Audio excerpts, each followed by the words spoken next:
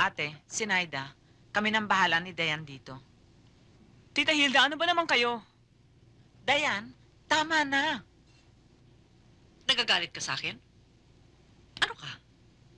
Pinababayaan mo na yata ang pag-aaral mo. Puro kabarkada, puro pasosyal, puro beauty contest, puro party. Ano ba talagang priority mo, Dayan?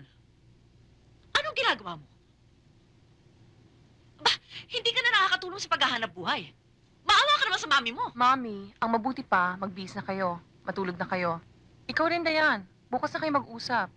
Tita Hilda, hindi ata niyo nakikilala kung sino-sino yung mga Pilato at Maria Magdalena na pinagtabuyan ninyo. Sila yung mga bago kong mga kaibigan, mga anak mayaman, mga artists, mga executives, mga taong makakatulong sa... Social climbing. Yung palang inaatupag mo. Social climbing. Hindi, Tita Hilda. I am just establishing connections. Anak ako ni Ernesto Benitez. Anak ako ng isang mayaman, kaya hindi ako social climber. Patay ng iyong ama. At hindi ka tinanggap ng iyong lola.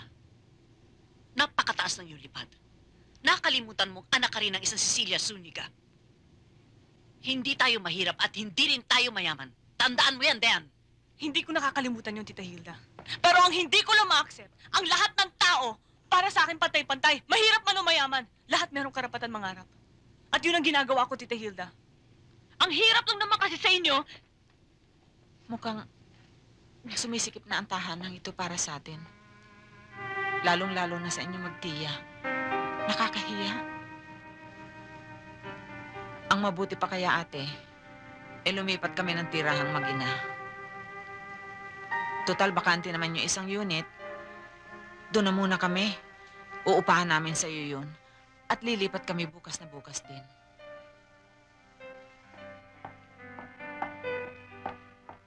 Tayo na, Sinaida. Mami, bakit kailangang mangyari ito? Aapat na lang nga tayo, mag-aaway-away pa tayo ng ganito.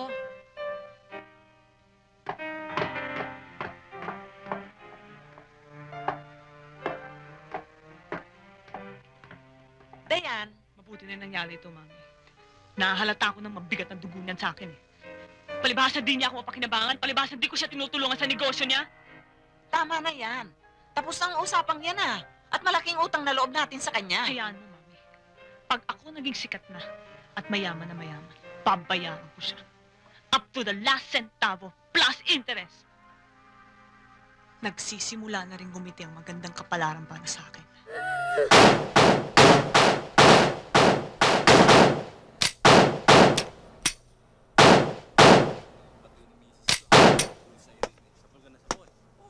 O, Gemma, bakit?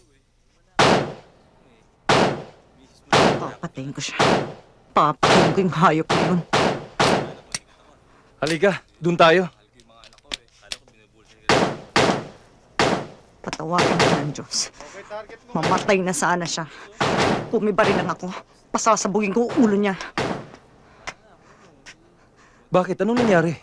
Hindi na siya naawa sa anak ko. Walang kalaban-laban yung bata. Pati kagaya ng demonyo talaga. Demonyo. Gemma, sumama ka na sa akin. Ilalayo kita sa lahat ng ito. Bibigyan kita ng magandang buhay.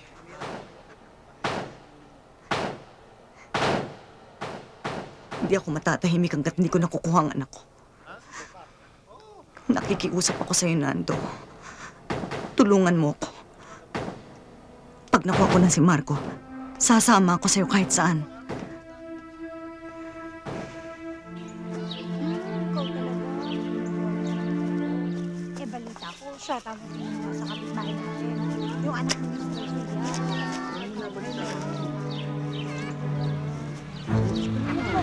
Marco! Marco!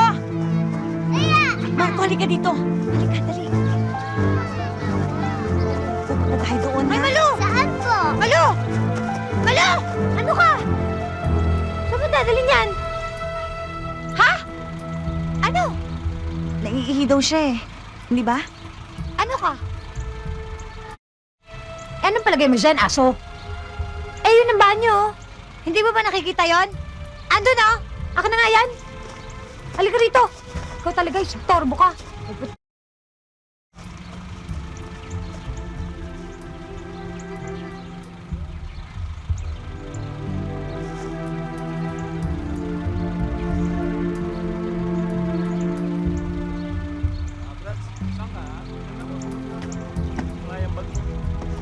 Nga, sandali. Oh. Ito, ano to? So, iiwan mo na ba siya? Oh, bakit hindi ka pa nakaayos? In 10 minutes, mag-uumpisa na yung conference. Mabuti pa, magbihis ka na habang nagkakafe ako.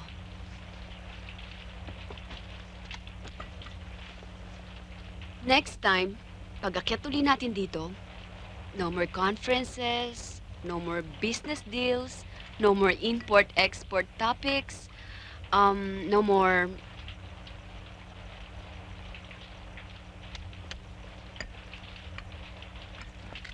Kasing lamig na yata ng ilong ng pusa ang kafe mo eh.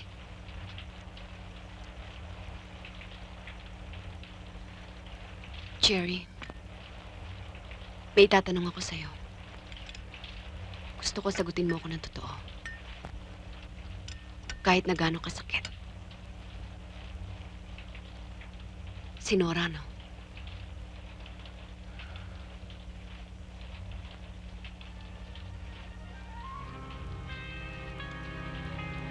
Pinakikitunguhan mo ko para malapit ka sa kanya, no?